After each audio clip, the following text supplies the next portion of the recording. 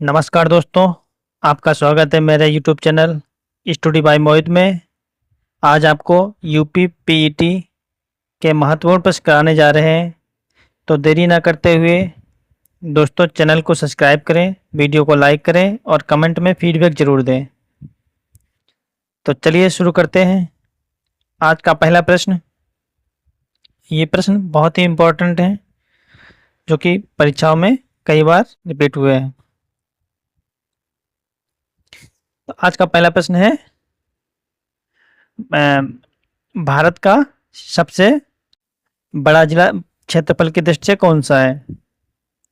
देखो, भारत का पूछा सबसे बड़ा जिला क्षेत्रफल की दृष्टि से, तो इसमें पहला ऑप्शन है लद्दाख, दूसरा है लेह, तीसरा है जैसलमेर और चौथा है कच्छ।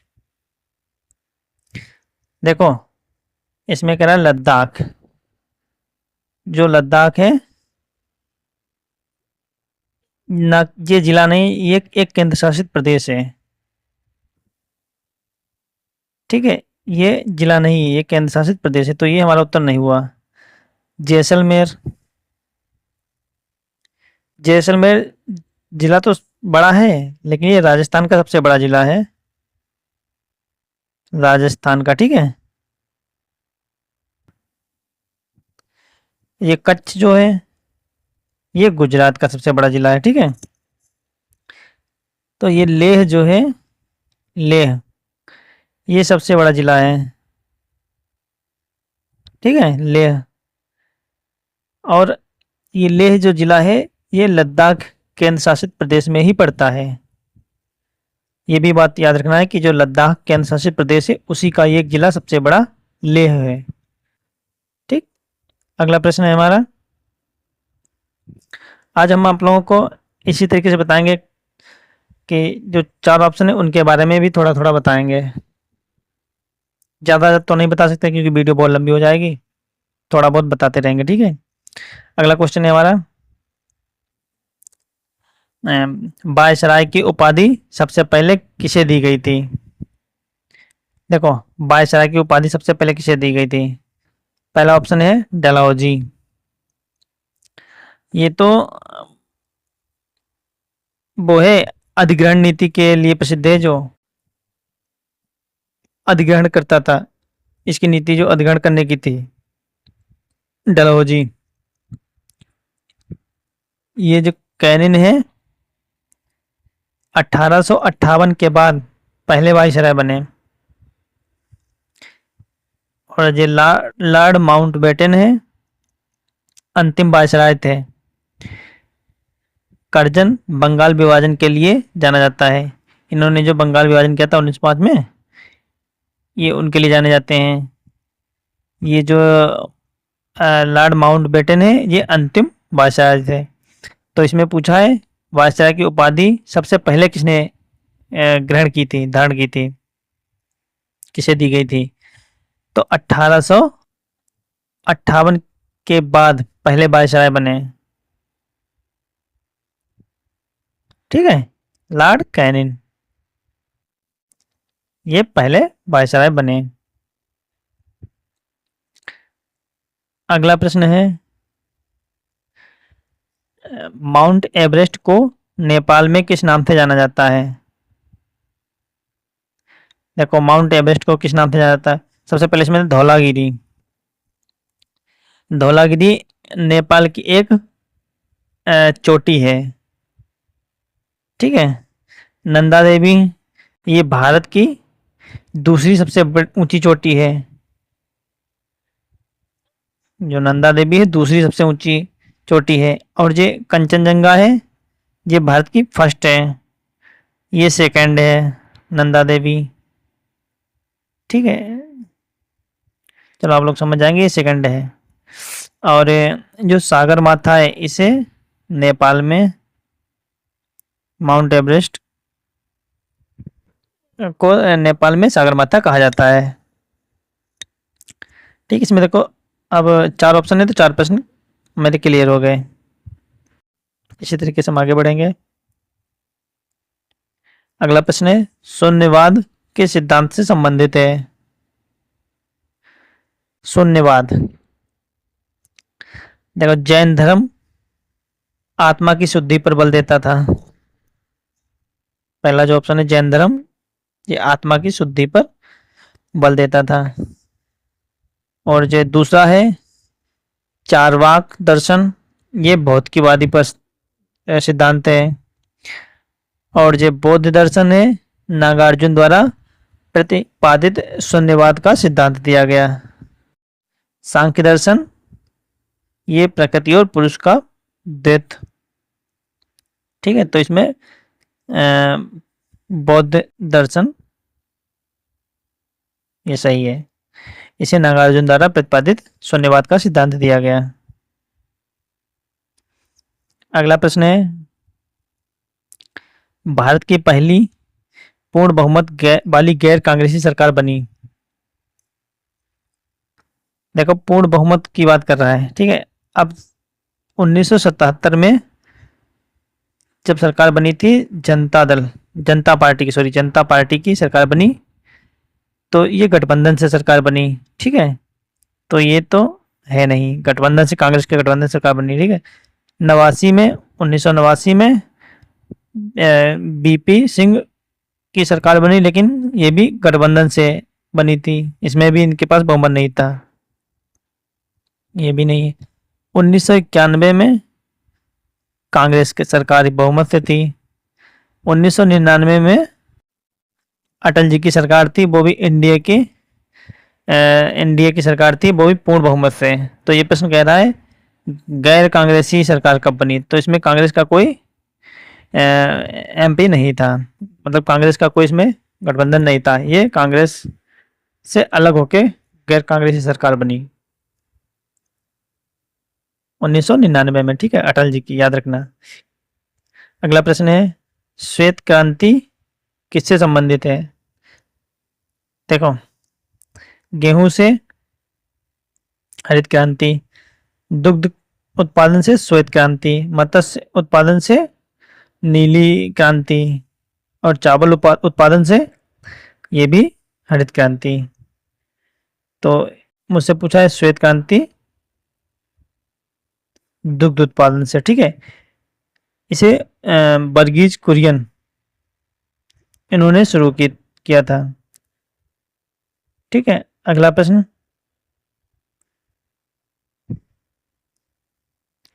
भांगड़ा नागल परियोजना किस नदी पर है। भांगड़ा नागल परियोजना, देखो यमुना पे ताजबेला जो परियोजना है वो यमुना नदी पे चलती है। चंबल पे देखो माता टीला परियोजना चलती है, और गांधी सागर परियोजना चलती है, और कई परियोजनाएं इस पे चलती हैं। और जो भांगड़ा नागल परियोजना है शतलुज नदी पे चलती है। भारत में प्राकृतिक गैस का सबसे बड़ा भंडार कहाँ है। प्राकृतिक गैस का सबसे बड़ा भंडार पूछ रहा है। ठीक है,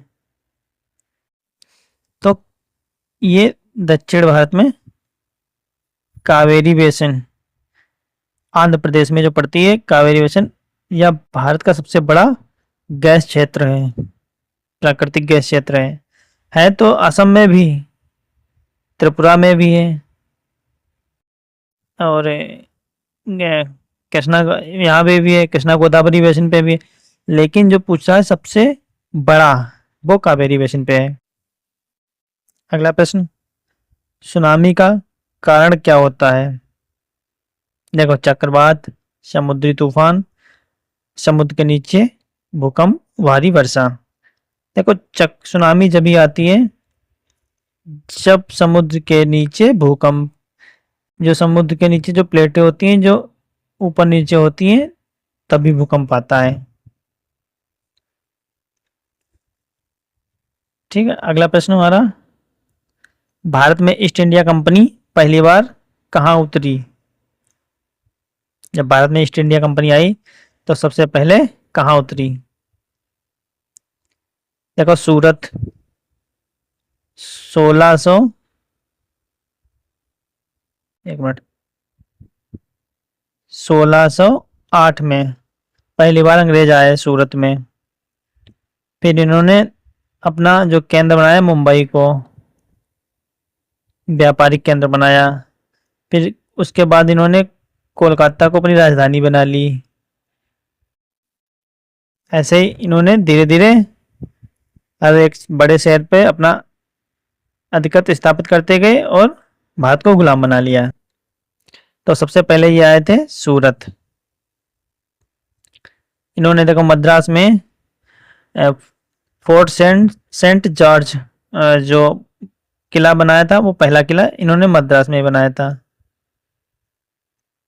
देखो सूरत, मुंबई, कोलकाता और मद्रास, समुद्र के चारों तरफ इन्होंने अपने कब्जे बना लिए। ऐसे धीरे धीरे इन्होंने पूरे भारत में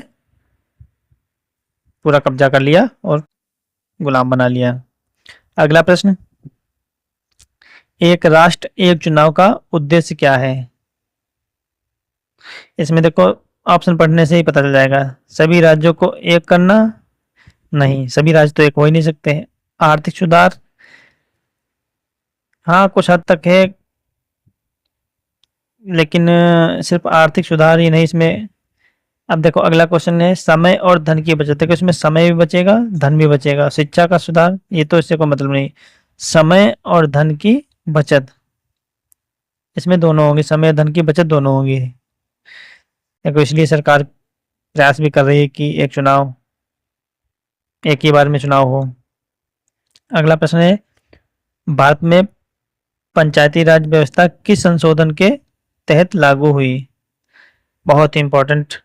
और इसमें जो चार ऑप्शन दिए, चारों के चारों most very very most important हैं। अब आप लोग बताएं, देखें, समझे और अपना अनुमान लगाएं कि इसका उत्तर क्या होगा। चलिए हम बताते हैं। जो 42वां संविधान संशोधन था, इसे सबसे बड़ा संविधान संशोधन माना जाता है। इसे मिनी संविधान भी माना जाता है, क्योंकि इतना बड़ा संविधान संशोधन था, इसमें कई संशोधन हुए थे, तो इसे मिनी संशोधन भी, मिनी संविधान भी बोल देते हैं। जो 44वां संविधान संशोधन था, इसमें आपातकालीन जो अधिकार थे उनमें बदलाव किया गया था।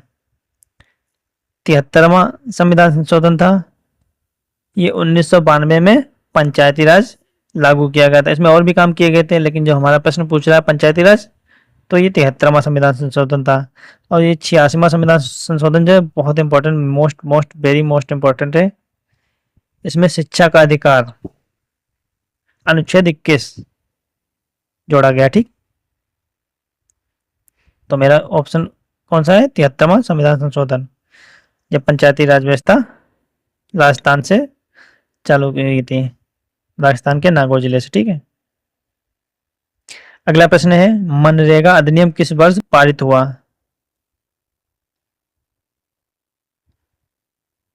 देखो मनरेगा अधिनियम किस वर्ष पारित हुआ था, ये पूछ रहा है पारित हुआ। इसमें दो ऑप्शन ऐसे हैं जो कंफ्यूजन कर सकते हैं। मनरेगा अधिनियम अधिनियम किस वर्ष पारित हुआ? तो 2005 में। लागू हुआ 2006 में। अब देखो पूछा है पारित हुआ, तो ठीक है पारित हुआ 2005 में। अगर पूछता लागू कब हुआ, तो 6 में। अगला प्रश्न, विश्व बैंक का मुख्यालय कहाँ है? देखो जिनेवा में, एक मिनट, जिनेवा में WHO का मुख्यालय है। ठीक है, वर्ल्ड हेल्थ ऑर्गेनाइजेशन। और न्यूयॉर्क में यूनाइटेड नेशन, इसका मुख्यालय है। वाशिंगटन डीसी विश्व बैंक का मुख्यालय है। और पेरिस में यूनेस्को का मुख्यालय है। तो विश्व बैंक जो पूछा है ये वाशिंगटन डीसी में इसका मुख्यालय है। चारों ही इंपॉर्टेंट है, परीक्षा में आ जाते हैं। अगला प्रश्न है, भारत में राष्ट्रीय आय की गणना कौन करता है? देखो जो वित्त मंत्रालय है, जो तो अपने बजट से संबंधित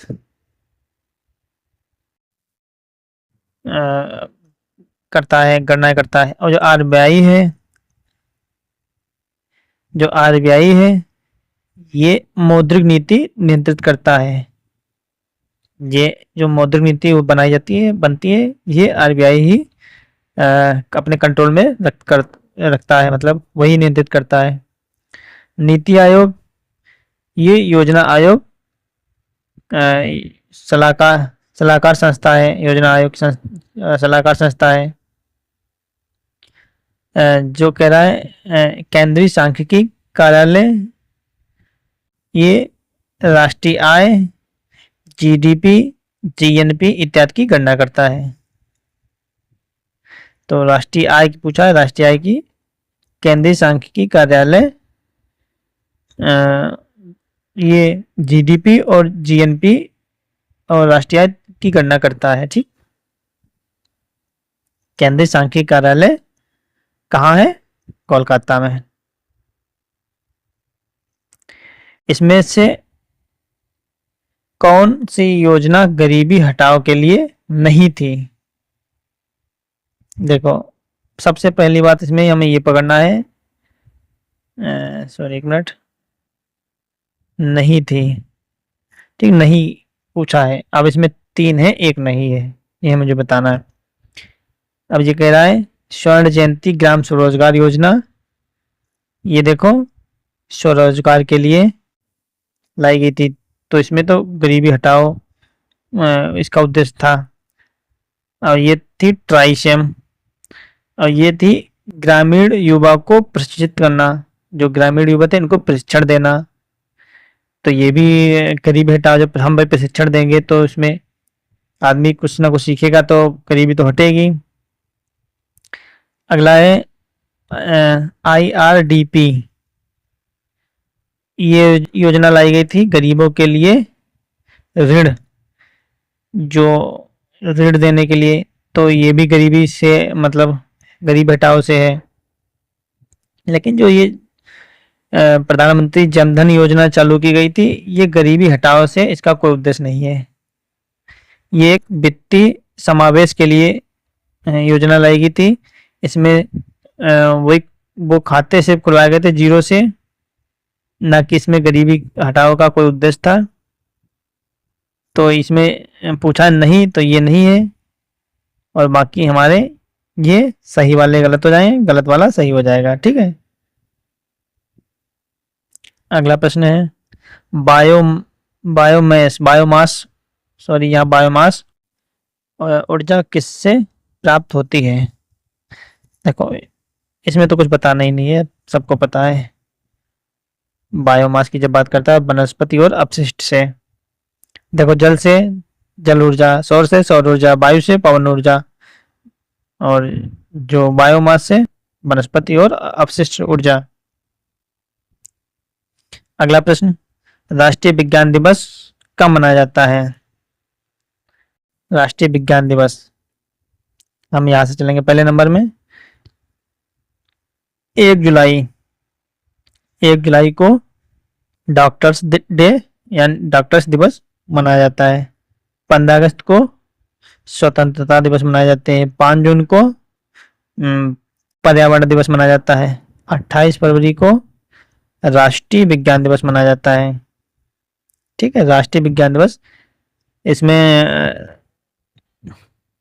जो हमारे वैज्ञानिक थे डॉक्टर रमन, उन्हीं के उपलक्ष्य में ये मनाया जाता है। अगला प्रश्न है भारत का प्रथम उपग्रह कौन सा था? ठीक है, भारत का प्रथम उपग्रह, चलो पहला आर्यभट्ट, 1975 में पहला आर्यभट्ट था। दूसरा था भास्कर, और दूसरा था भास्कर। और ये जो था इनसेट, ये संचार उपग्रह था। तो मुझसे पहला पूछा है, तो ये आर्यभट्ट था। ये लास्ट अंतिम प्रश्न है, राज्यसभा को भंग क्यों नहीं किया जाता? देखो, राज्यसभा को भंग क्यों नहीं किया जाता, बहुत इंपॉर्टेंट प्रश्न है। यहां से शुरू करते हैं। यह संविधान का भाग नहीं है। यह संविधान का भाग नहीं है। ये तो संविधान का भाग है। या न्यायपालिका से जुड़ा है। तो ये जो राज्यसभा है ये न्यायपालिका से नहीं जुड़ी है, इसे न्यायपालिका से कोई मतलब नहीं है। इसमें राष्ट्रपति होते हैं। आप लोग बताओ, इसमें राष्ट्रपति होते हैं या नहीं? इसमें राष्ट्रपति नहीं होते हैं। इसमें कौन होता है? उपराष्ट्रपति। जो उपराष्ट्रपति होते हैं वो राज्यसभा के पदेन सभापति होते हैं। यह स्थायी सदन है। हाँ, ये स्थायी सदन है।